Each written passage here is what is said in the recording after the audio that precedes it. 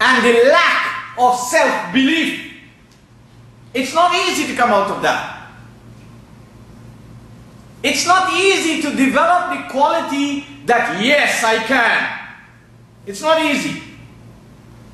It's not easy to become the person who is in charge of his or her own life. If you to do a survey and question people, Muslims especially, why is it you do what you do? And you will be entertained that mainly people do what they do as Muslims. It all goes back because I saw others doing it around me. Oh, those before me used to do it like that. That's the main reference. That is not a crime in itself. But it could be a crime if that's the reason that prevents us from evolving and being exalted and rising and being empowered to influence ourselves, our kith and kin, our home circle, friends and relatives in the world.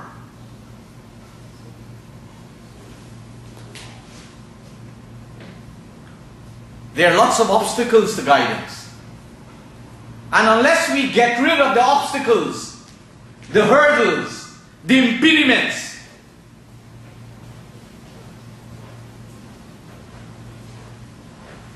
the walls, we are not going to go anywhere near to guidance. Have you ever wondered why we are generally the same place we are today where we were years ago in our life?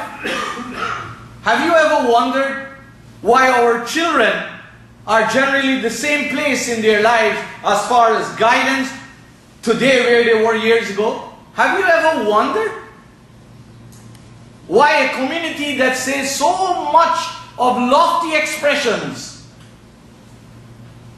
have misguidance wrap them up and stare them in their faces? This is your responsibility as well as mine. I do that a lot. And I don't do it enough. But I need to do that for myself. Because why? I don't want to be a slave to any master. I don't want to be a slave to any human master. And I can tell you, slavery is not over. The format of slavery changes, but slavery continues. And slavery is always the close ally for people who are unable and unwilling to take responsibility for their lives. Who would like people other than themselves to think for them, to plan for them, to organize for them? And they always like the back seat.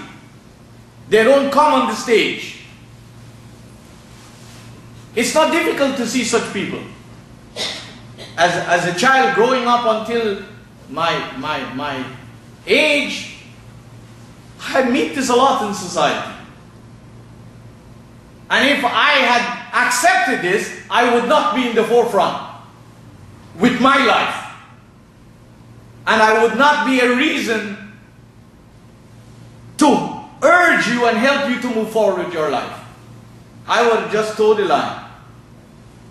So there are obstacles to guidance, and you and I need to be aware of them. They are serious obstacles. And you should ask yourself, why is it's difficult for you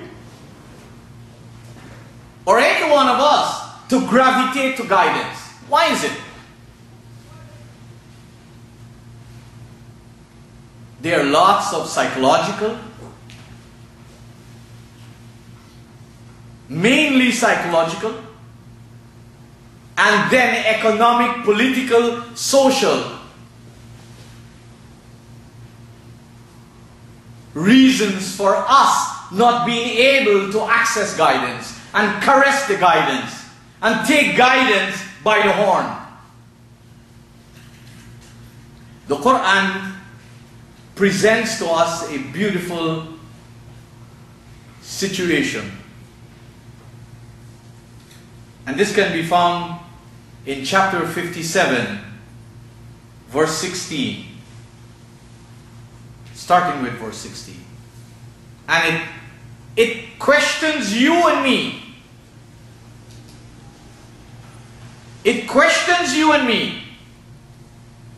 It says, أَلَمْ يَأْنِ لِلَّذِينَ آمَنُوا أَن تَخْشَعَ قُلُوبُهُمْ لِذِكْرِ اللَّهِ وَمَا نَزَلَ مِنَ الْحَقِّ.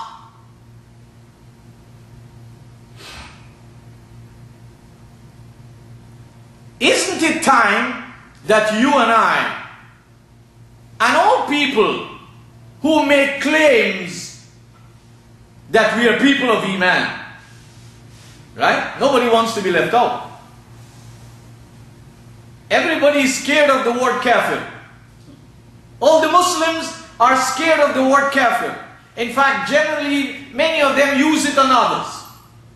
They call one another kafirs. You find many Muslim groups do that. They are firqatul takfir. They make others kafir. They put a stamp of kufr on them. And some people are slaves of others. The moment they hear somebody say, oh, he's a kafir, they call him kafir too. And I know growing up and living in the Muslim community, the world community of Muslims, Muslims also give others who are outside of their community the title of kafir. But Muslims never question themselves in reality. What does the Qur'an teach about kufr? Is it possible that I can be a kafir while I profess to be a Muslim? It's quite possible. Because nobody is born with Iman, and nobody is born with kufr, and nobody is born with all the pollutants that afflict the mind and result in depressive and degenerating actions. They are acquired, they are developed, they are cultivated, and they are amassed in life. So the Qur'an is questioning you and me. Isn't it time for people who are professing Iman that their hearts and their minds and their emotions should be humbled to a conscious and conscientious relationship with divine loftiness? Isn't it time? When are we going to do it? Are we in the mood of postponing things? I know about that. I'm a human like you. There are many good things we like to postpone. Oh, I love this, quote unquote, I love this religion. Oh, how I love this Qur'an. Oh, how I love the Prophet. But I'm not ready now. I am not ready now. I got a lot of other things on my plate. And I will do it later on in my life. Or we make, as we say, we make expressions. But it's just words coming out of our mind. Are you going to come to learn? Inshallah. Are you coming to the program? Inshallah. Are you going to be a more responsible dad? Inshallah. We have to be very careful. We don't use Allah and expressions associated with Allah as excuses for our unwillingness to submit. So,